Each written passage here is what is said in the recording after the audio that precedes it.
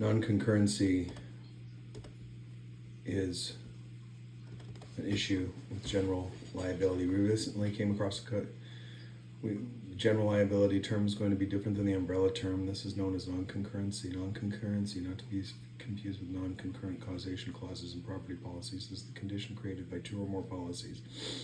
Primary general liability and umbrella covering the same loss exposure do not have identical inception and expiration dates. This happens more frequently with real estate clients because they can be one-off placements of properties the insured is acquiring, with different expiration dates because one-size-fits-all master policy does not always work.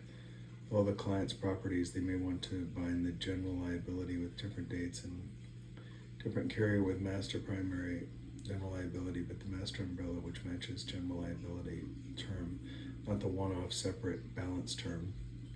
There are numerous situations where real estate firms have multiple policies without matching policy terms, and the more reason to understand the issue with non-concurrency.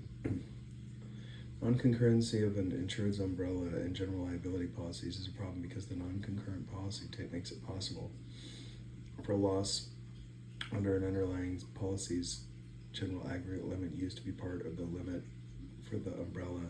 This violates its underlying limits requirement.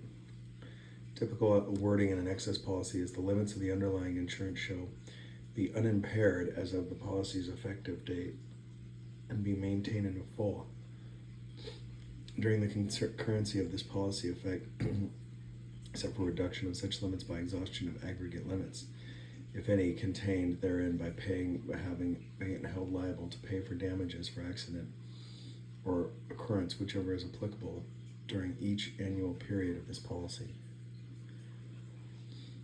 Failure of the insured to comply with the foregoing shall not invalidate this policy, but in the event of such failure, the company shall be liable only to the extent that they would not have held liable if the insured complied therewith.